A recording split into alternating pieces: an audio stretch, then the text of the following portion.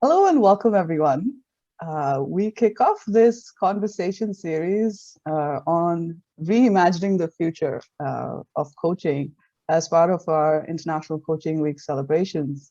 My name is Meenakshi Iyer, and I'm the founder and principal of North Star Solutions and Services, which is a boutique future for work-oriented coaching, training, and consulting practice.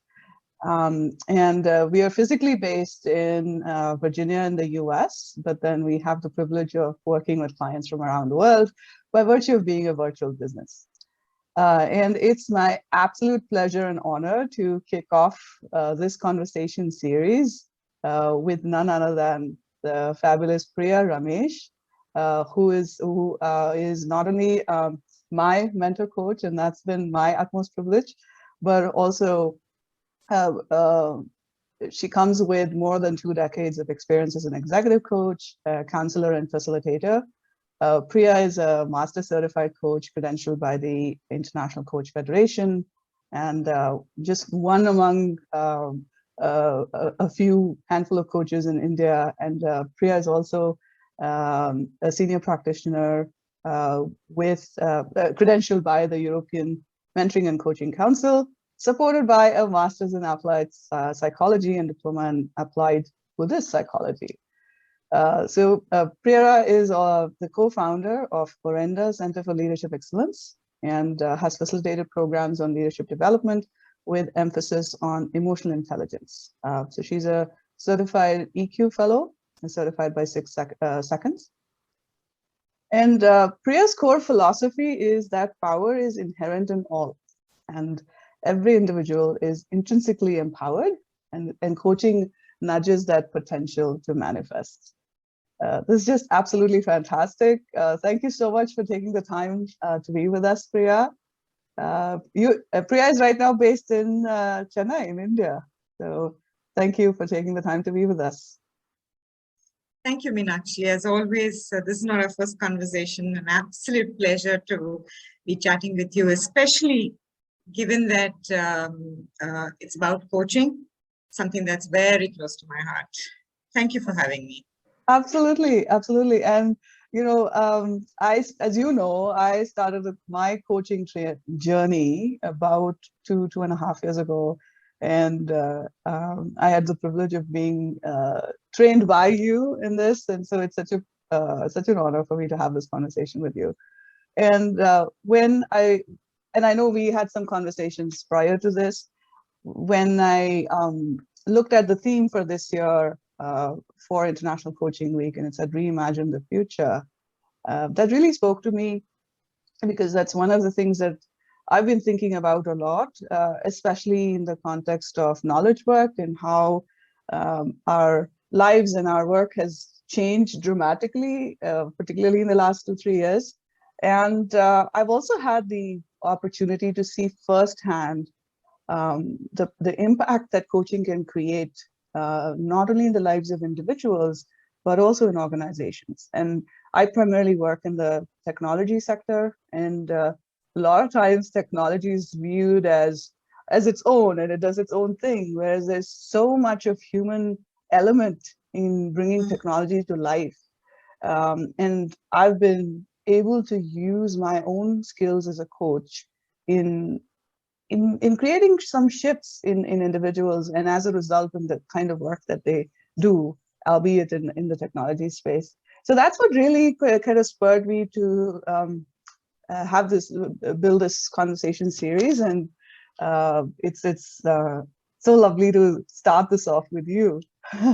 So yeah, so I really want to kick it off by asking you, in your experience, how has professional coaching really evolved in the last 4 or 5 years, both in individual and in organizational context, especially with what you're seeing in your work? So it's a time to celebrate coaching, Meenakshi. And I'm saying, we are having this conversation as part of the International Coaching Week, right? And we are celebrating coaching there. And the world around is now looking at coaching as something that is significant and impactful. And that shows up in a couple of statistics that research study has done. There is about 6% increase in the market value of coaching.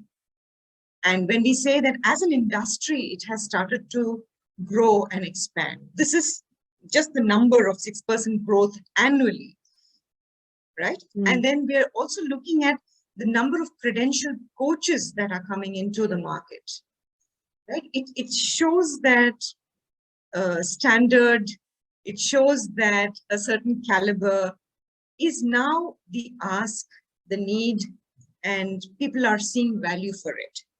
So it is evolving if you look at it from a very generic way. But to be specific, if you look at individual coaching, individuals are now, and I'm talking only from my experience, right? Individuals are now starting to reach out and say, you know what, I want to leverage coaching. I want to have a coach because I see that I want to work on myself and my personal development. Now that's a new, because usually it is the organization that nominates. Yeah. So there's more and more people who are asking for it at an individual level. Secondly, people are also looking at this, and again at an individual level, looking at this as something that they can do even as a career, which is not something that they even thought of a couple of years ago. I can actually make a career out of this work of being a credentialed coach, of impacting life. All of that is sort of beginning to take shape and form in people's eyes. From an organization perspective, there is huge amount of change that is happening. It's evolved big time. We're looking at modalities. Modalities have changed from just individual coaching, coaches having organizations having external coaches for individuals in the organization. They're also looking at more and more modalities like team coaching, a systemic approach to coaching. The coaching niches have started to expand. Earlier we only knew of leadership coaching or executive coaching. Now there is wellness coach, there is, life transition coach, there is transactional coach, there's transformational coach. The niche has expanded. And that just goes to say the value organizations and individuals are receiving from this approach. The third thing I'd like to share in terms of how it's evolved is organizations have started looking at leaders and managers adopting coaching skills and coaching mindset in their work. So it's no longer another external intervention. It's about the leaders themselves developing these skills just as a coach. So it may be not called as they might not be called as a coach, but people practice leaders are starting to adopt a coaching stance, a coaching mindset, coaching skills. And I think that is a very, very heartening trend. Given the situation that we're really looking for, those skills of empathetic understanding, intentional listening, powerful inquiry, non-judgmental space, psychological safety, all of which is brought in by a coaching stance. So I really feel we are, as coaches, and coaching as an industry is coming on its own. And that's a lovely trend. Yeah. And you hit on so many key points. The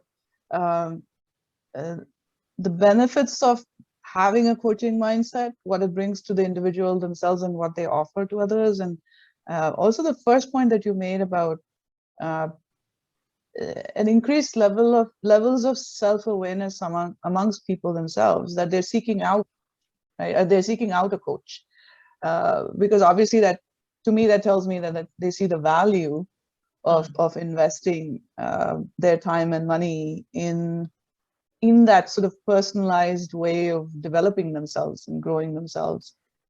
And I like the way you pointed out the shift, that earlier on it used to be organizations bringing this as an intervention, as somebody from the outside coming in to do this as a sort of a program or leadership development program, and then selecting people as selecting employees who will attend that. But that's changing as well. And then, you know, when you touched on the niche part, that really resonated with me, because as I started with my own coaching practice, I realized that there are certain scenarios where I know that I won't be a good fit. And then there are certain scenarios and certain demographics where I knew that I will be a good fit, where I can bring value. Yeah. So for example, I call myself a personal agility and self-leadership coach, because that's my go-to stance as well, right? So for example, when working with individuals, I always bring them back to, okay, what can you do to change the situation? And to me, the individual, I work with people to help them get out of the victim space, right? Own your power, and what can you do about it? So that was really, that resonated with me. And I think that any coaches that are aspiring coaches or coaches that are watching this, I think can start, this will be a great seed for them to think about what is the best value that they bring, and start thinking about their niche. Yeah. So I wanted to pick on the piece you talked about, organizations expecting their leaders to have the coaching mindset. So I want to ask you, how might having that coaching mindset help leaders support individual and organizational development? And then I have a follow-up question for you on that as well. I think it's about acknowledging, you know, that the world that as we know it is changing, right? A working culture, the norms, the ways of working, it's really reimagining the future. You know, we are at that stage. And this reimagination of the future, you know, it used to be once in maybe 10 years earlier, but now we are looking at smaller gaps. On the feet, you are to imagine and, you know, be flexible around it. So the ways of working has changed completely. So the realization that what has worked before no longer works, we've got to find new ways of working, is one trigger, if you would like to call it, to say that it's time to adopt a coaching mindset. I'll list a couple of more. Organizations are hiring people, their employees. They're all people who think for themselves, right? So we are beginning to look at people as people who can think, have their own ideas. And the best way to leverage that potential is to really tap into that thinking and making how they think really count. Again, times have changed from, you know, telling people what to do. And I'm talking about the leadership level, right? There is a place where people have to be doers. But as you grow in your career, it becomes more and more of you are someone who is going to get people to do things. So you really need to work with people, and people have ideas, people think. So the tell mode no longer works. Yeah. The third piece is that we are in an environment that is totally uncertain and unknowns are plenty. So our assumptions, our experience can only inform us so much. It can inform to some extent, but it can't really, we cannot replicate. No, that's what I'm saying. So we can't replicate. We cannot come into a situation saying, I know this, I know how to do this. It's going to be replaced by very few, you know, 3 very key skills: curiosity, courage, and creativity.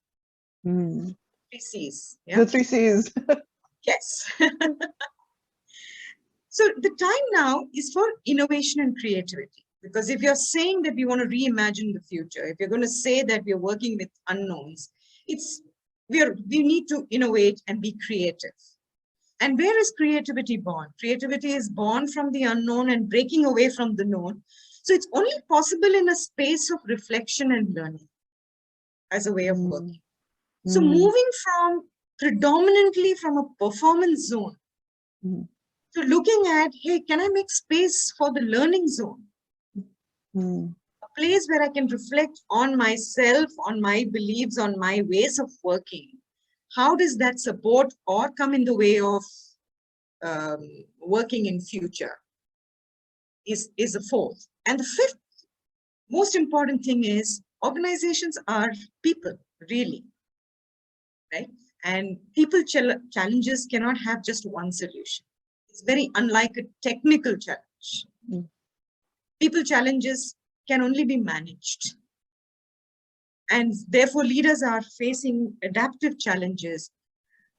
For all of this, I mean, having a coaching mindset or taking a coaching stance becomes more and more important. I'm not saying that entirely we need to shift there, but there's more and more scope where people can align to the vision, can get work done, can be effective, can be productive, if we are able to have leaders who can take the stance. And because it's a great way to take people along. Yeah. Wow. I was furiously taking notes here, and I'm so glad this will be a recorded conversation. And I in addition to the others going to this, I want to go back and listen to this again. There were so many pieces that you called out, so relevant. What really stayed with me was the shift from moving from performance to moving to learning and creating that space for reflection and learning. And that was something that, so for me, coaching, I'm so sold on coaching, not just because I'm a credentialed coach, but primarily because of my experience as a client in coaching conversations, how much I got from working with a coach. And it changed the quality of my conversations with everyone.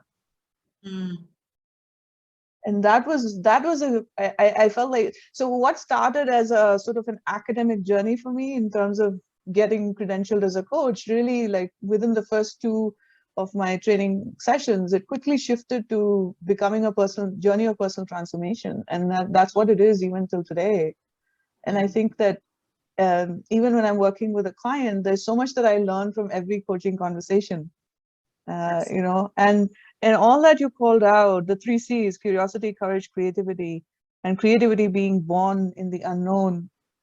And I'll add this as a link to this video later on, the Cynefin framework, which is the Welsh word Cynefin, and it talks about how you have the simple and then the complex and the complicated. And there's this book called Prime to Perform, where they talk about tactical performance and adaptive performance. And adaptive performance is what is required to thrive in the complex. And that's the world we're living in, where you don't have precedence. You are in it, right? As you create the path by walking it, sort of. Absolutely. Yeah. There were so many of these concepts and thoughts that came to me as you were sharing this. This was absolutely fantastic. You actually kind of answered the follow-up question, like, why might this be relevant today and in the future? You alluded to that already. I do want to ask you, what's the simplest definition that you can think of coaching mindset or a coaching stance? How is it different from being just a leader? What is that extra that you get with a coaching mindset? So the definition that I know of is coaching mindset is it's a mindset meaning a preferred way of or a pattern of thinking, feeling, doing. And if that mindset is about being open, being, and that's where curiosity comes, being flexible, which means you're ready to work with the unknown, be creative, open, flexible, and reflective. I think these would be three key things that enable you to sort of adopt this mindset as you. So it's really an orientation in how you look at things, right? Right. Yeah, I love that. Thinking, feeling, being. That gives you like a framework to really tie it back to the 3 C's that you talked about. And this brings up another question for me, Priya, and I know you work with a lot of leaders in the C-suite. So how would you influence them to create this space? Because, reflection, learning from reflection requires very intentional setting aside of time and space to do that, right? And the age we are in, it's go, and action is what is rewarded more than like nobody rewards you for setting aside thinking time. It's becoming, I know I'm noticing more of that, but it's not as common. So how do you, like in your practice, how do you encourage and influence leaders to allow the time and space for learning from reflection? It's a tough one, really, Meenakshi, because like you said, oftentimes what you hear is, I don't have time.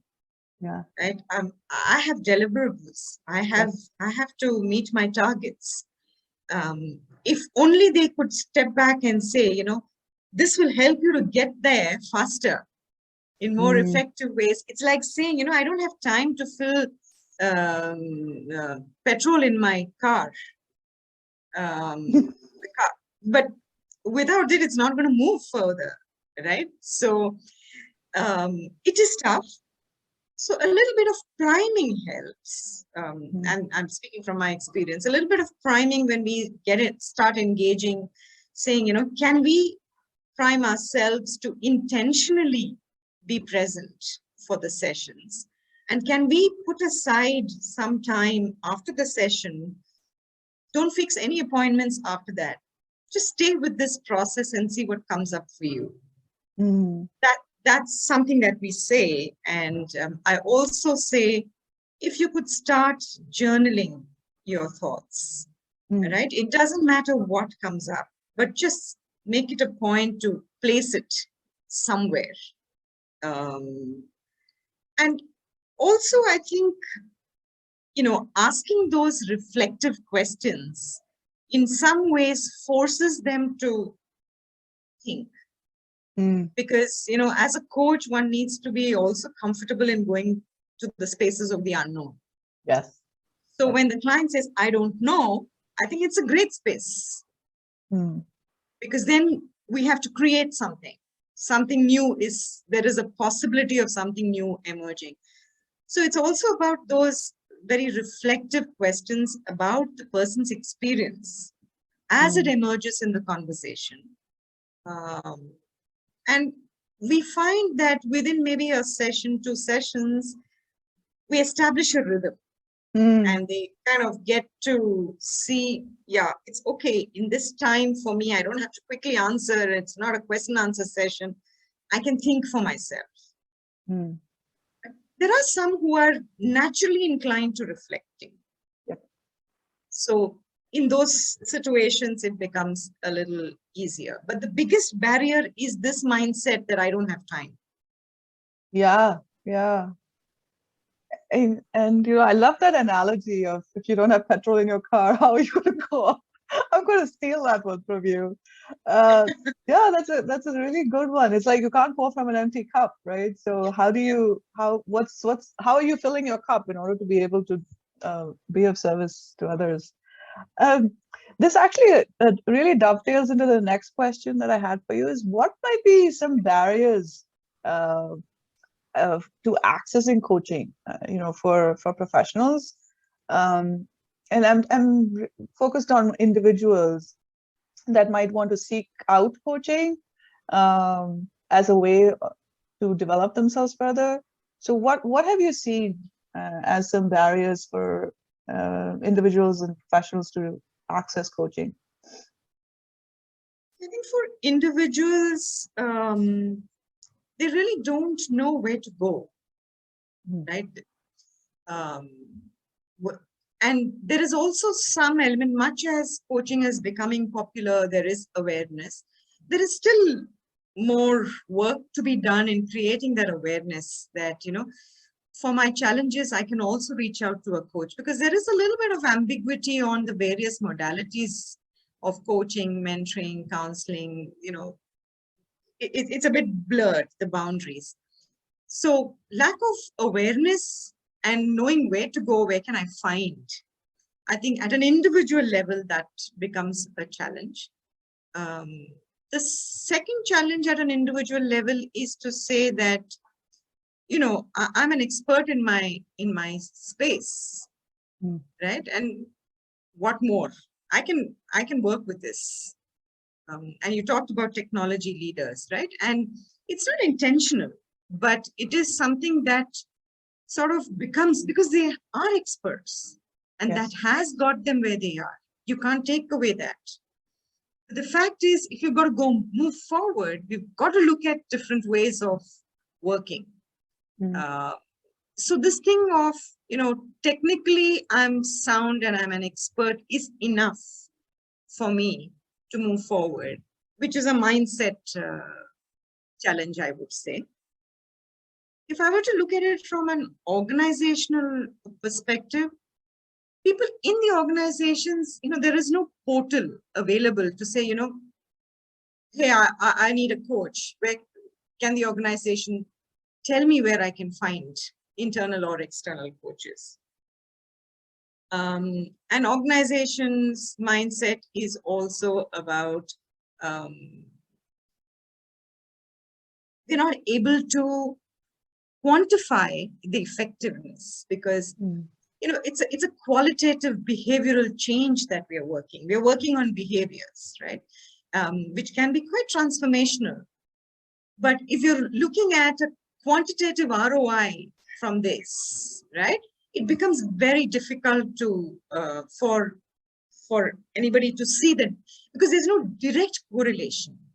There are so many factors that are involved that creates this effectiveness and the productivity and it happens, for sure it happens. And I'm sure, Meenakshi, you also shared how you've seen this happen in the way that you have conversations with people at work, right? How much easier it is to get aligned or to align, to take people along. So it's pretty difficult for an organization to really map, and we've not cracked that yet. So that is also one of the stumbling blocks, I would say. Yeah, to be able to kind of showcase coaching. Yeah. In a way. So having said that, I think one of the ways in which I would really like to see more of is when organizations can look at coaching as a way of developing people rather than remedying something that is not working. Yep. And that sort of creates, if we are able to make that shift in how we are positioning coaching, I think the readiness for people to embrace this journey, readiness and the effectiveness, I think sort of makes it becomes faster and it becomes wider. Yeah. Yeah.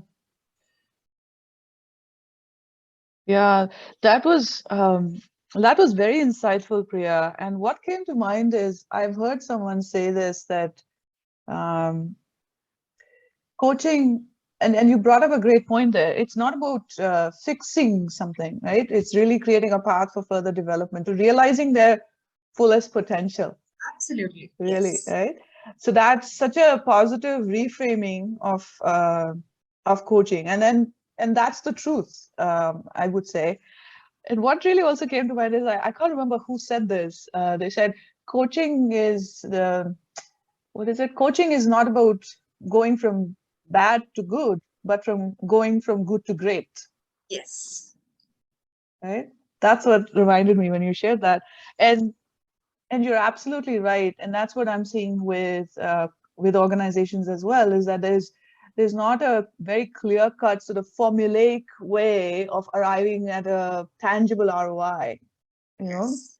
And so and that on the business side of coaching, it becomes a challenge, especially for independent coaches like myself, um, to price our offerings, because it's always questioned. It's like, it's not like a piece of software or a personality assessment where it's not like a tangible thing that, oh, I'm Yes. paying this much for this, right? So when you actually break down what coaching is, oh, it's a series of conversations. And so it's a hard sell for coaches as Yes. well. Right? Because you are So the product, really. exactly, You exactly. know, it's not an extraneous thing. It's just who you are. Yeah, absolutely.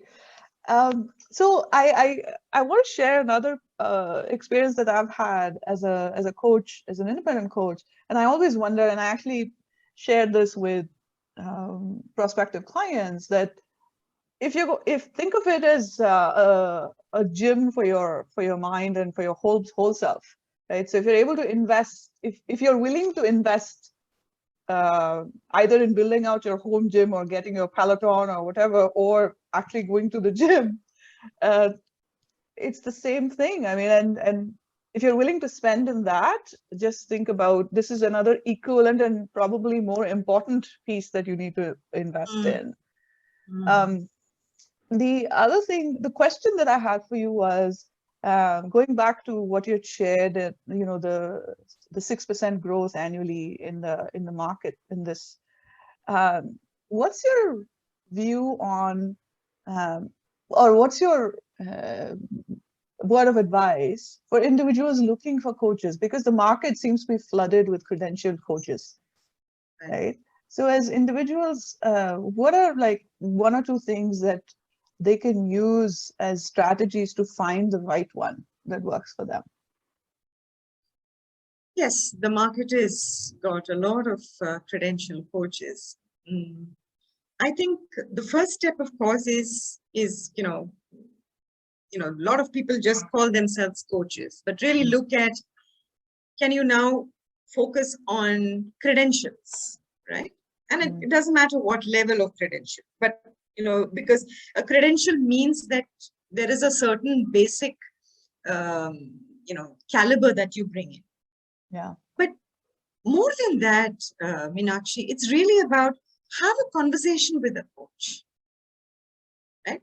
And see how they show up, how you experience the person, you experience the process.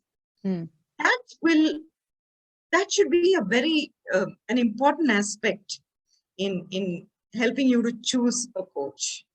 mm, Just this morning, I had a conversation with a lady entrepreneur, and she had some 5 numbers and 5 people to speak to, and she has no clue about what is coaching. So I said, you speak to all 5, right? And see how you experience yourself and experience the other. mm, That's important in coaching because it's not something that we do as a checklist. yep. Right? There is this interaction, and there is this energy, there is this um, unknown really Yeah. in the part of the co-creation that happens. So one has to be in a position to be comfortable, vulnerable, transparent, with a coach kind of championing your journey. So to me, I think that would be, I would choose a coach that way. How does that coach make me feel? It may be 5 minutes, a 10-minute conversation, but that's very important. Yeah, yeah. And that's also what came up for me when you shared that, Priya, is that being that discerning in itself is a very involved process, right? I mean, it requires in my experience, it requires a lot of self-awareness and also being present to really decipher that exchange of energy that happens between two individuals in this conversation, especially in these kind of conversations. So what's coming up for me is, given your experience with both coaches and training coaches, serving as a mentor coach, and with clients, is there something a little bit tangible that you can offer to prospective clients looking for coaches? Like how they feel is one. Are there any other, like one or two tangible things that somebody that's totally new to coaching, and like you said, this entrepreneur who's been told okay, go talk to these 5 people and then figure out who you want to work with. So how you feel after the conversation, to really articulate that, I think that itself requires a very evolved level of emotional intelligence. I think naming it perhaps requires emotional intelligence, but I think you would know, right? I see your point. I think you would just you need not label it as she did this or he did this, right? And I'm feeling vulnerable. You don't need those terms, right? But just say, it was a good conversation. I think she understood me. That's straightforward enough. You asked for tangible, and it just triggered some thoughts for me, which is to say, also sort of understanding the process of coaching, right? What that involves, because we often don't know sometimes what is coaching, and therefore you're probably looking for a mentor, but you're talking to a coach. Yep. So understanding how the process works. And is that comfortable for you? So ask as many questions and check for yourself, are you getting what you're looking for? Yeah, yeah. The first step, of course, is credentialed coaches, because that kind of narrows down the number of people you can reach out to. The credibility, the kind of work that the person has done. Mostly, each one brings their own style. So what's the format they bring in? What is their process? Does this process fit with what I want and who I am as a person? Yeah, yeah. Like some people like structure a lot, right? And if here is someone who's talking apparently abstract, it's not going to resonate. Yeah. So does this match for me? Does the values between the coach and me match, right? Are our value systems similar? Can I work? So these are some of the questions that you would ask yourself when you have a conversation with the coach. Yeah. And then you take it from there. Yeah, that was so valuable, Priya. And I love the distinction that you made, like the need for emotional intelligence is in naming it, but how you feel, you can still feel it. And you may not have all the words to describe it, but you know how you feel. And that's very important. And I love the fact the sort of questions that you really created a checklist for people who are looking for coaches. Yeah. Yeah, knowing what you want and asking those questions to get that information. Like, are you looking for a mentor? Are you looking for someone to tell you what to do? Or are you looking for someone who can help you think? Yeah. And so I want to take this to the other side. So what would you say to aspiring coaches and up and coming coaches? be a coach. When I say be a coach, right? Let people experience you as a coach. Mm. So every conversation tells everyone a little bit about you, right? Who you are as a person. It may not tell you all your degrees and qualifications and certificates, but who you are as a person shows up in every conversation, which means in some way, every conversation reveals a part of you. So be mindful as an aspiring coach, find opportunities where people can experience you as a coach. And that is every conversation that you have. Yes. Yes. Yeah. Every conversation is an opportunity for people to experience you. And also aspiring coaches, I think for the coaches to sort of leverage and people to know you, I think just passion is not enough. One really needs to create that visibility, be seen, be known, be heard. I think that's important. Like I said, every time they see or hear, you're revealing a part of who you are. It helps the others make those decisions. And, you know, in this space, Meenakshi, we are always learning, right? Yeah. We are always growing. So as long as we have that mindset of learning, like we are on the in the learning zone, I think we will be able to perform better. Yeah. Yeah. Yeah. The world needs coaches, right? I mean, this is the time. I feel we are at a great place where we can let the world leverage our skills, and a great place, great time to impact people's lives. So true. So true. I love that. Every interaction, you're revealing a part of yourself. Yeah.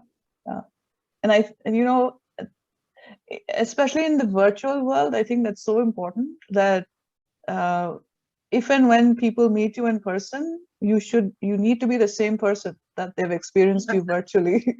Absolutely. Yeah, absolutely.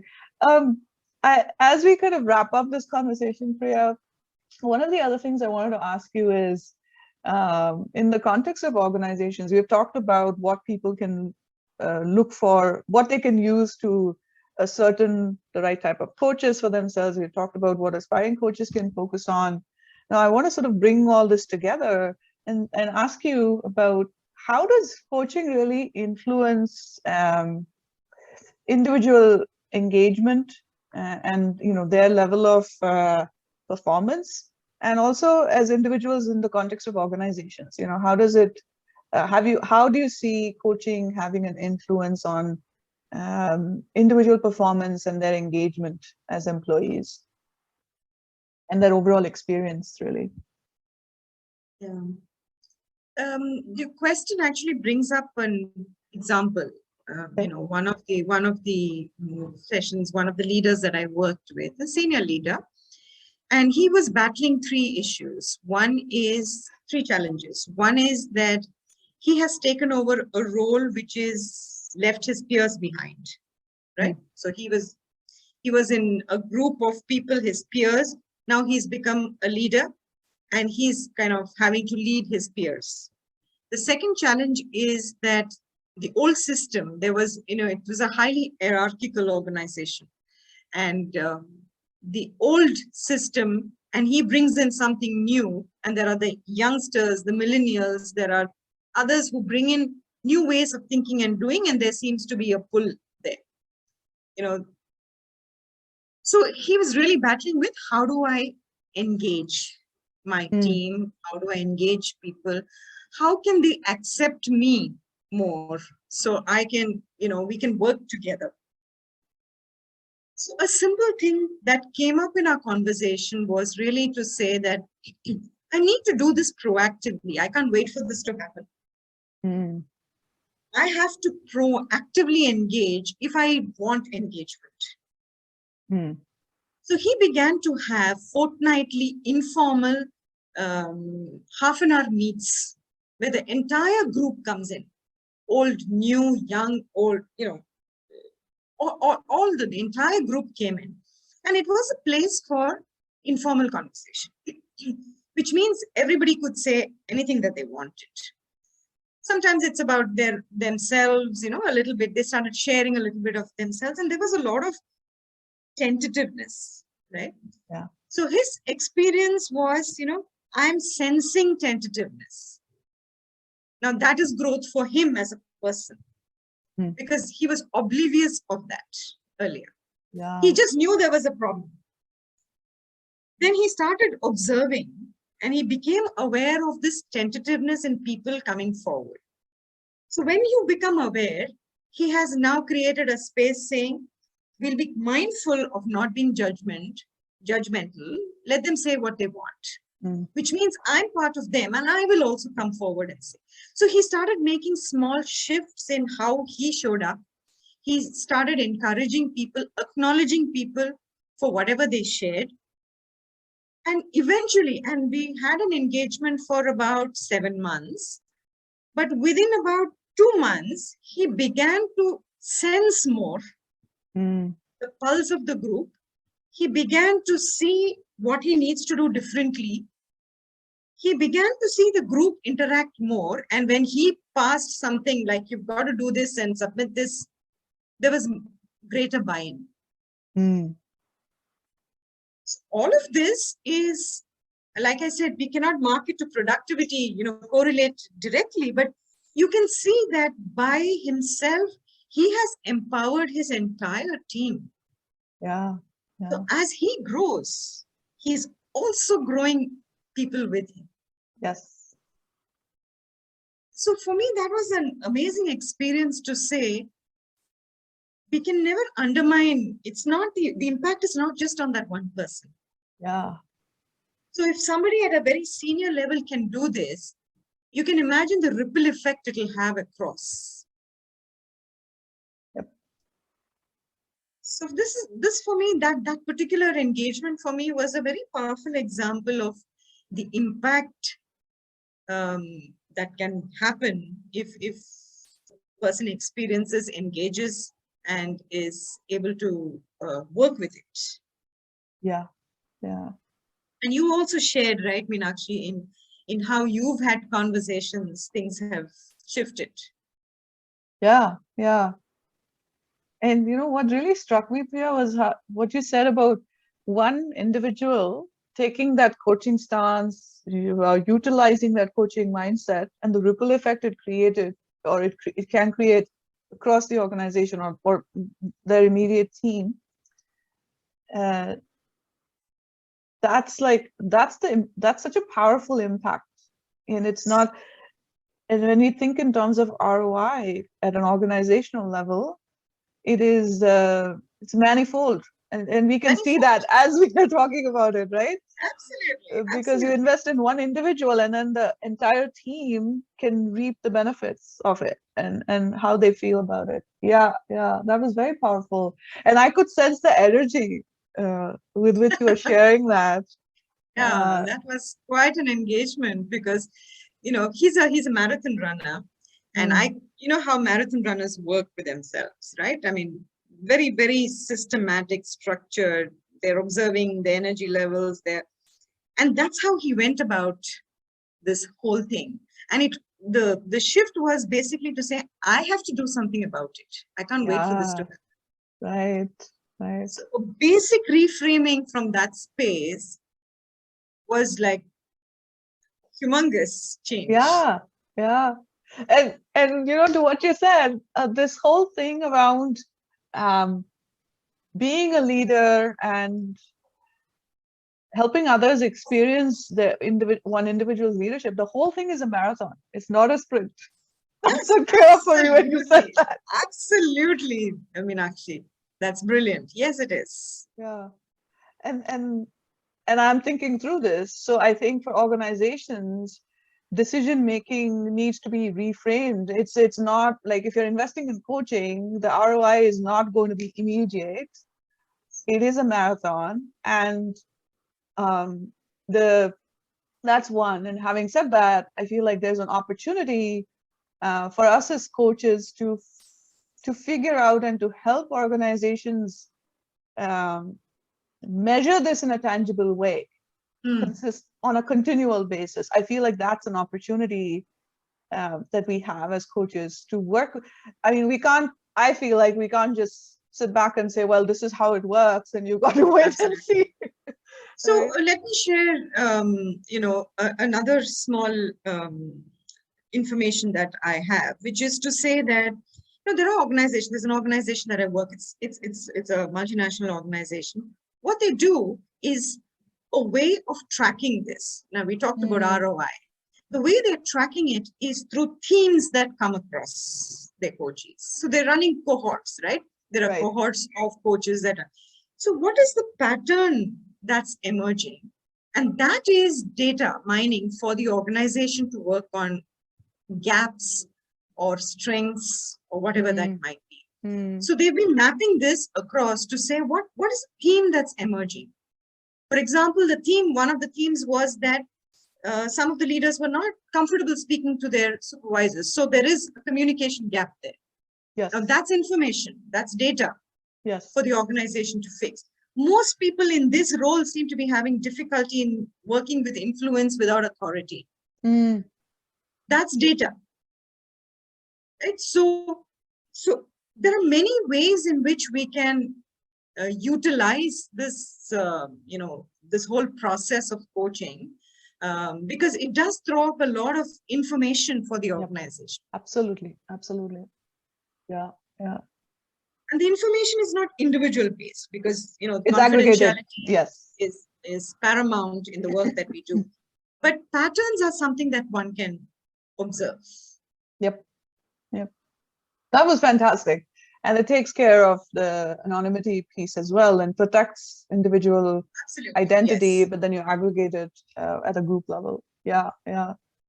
Wow, this has been absolutely fantastic, Priya. I know we could chat for hours. I just want to, I've learned so much, and I'm really excited for folks that will catch the recording of this conversation. And this is a fantastic kickoff for the International Coaching Week. And before we wrap up, I'd love to hear your parting thoughts for coaches and clients alike. Parting thoughts, really, I think, is about, each one's calling, right? I mean, I would speak about coaching because I'm passionate about it and I've seen the impact. And for me, the impact is when I see an individual make a small change. I'm not talking about big ahas, right? A small shift in the way that they think. And when they start believing in themselves and start working with themselves, right? Believing in themselves, that's key. I think for me, that's a great space to be in. And I'm saying that, coaching is a very powerful way of creating change. It's a very powerful way of creating change because you're directly working with an individual's core mindset and beliefs, right? So it's a very powerful space. And I would say, handle it with care, handle it with humility, be there for people who need. Choose your own space where you want to be. But Meenakshi, it's always a pleasure to have a conversation with you. I feel that we somehow co-create something and something keeps emerging in the conversations, right? It's something that just emerges. I can't find another word except that it just happens. And that's the power of, I think, connection. That's the power of how we can show up in this world in an authentic way. So it's always a pleasure to have conversations with you. Likewise, Priya. Likewise. Thank you so much. And we'll keep this conversation series going. So there's more to come. Stay tuned. Yeah, looking forward to all the other sessions that are coming up. Yeah. And Priya and I are cooking up something for the future as well. So we've started talking about a series, perhaps a live stream series of conversations. More to come on that as well. So once again, thank you so much, Priya, for your time and for sharing your infinite wisdom so generously with all of us. So appreciate it. Thank you. Thank you, Meenakshi.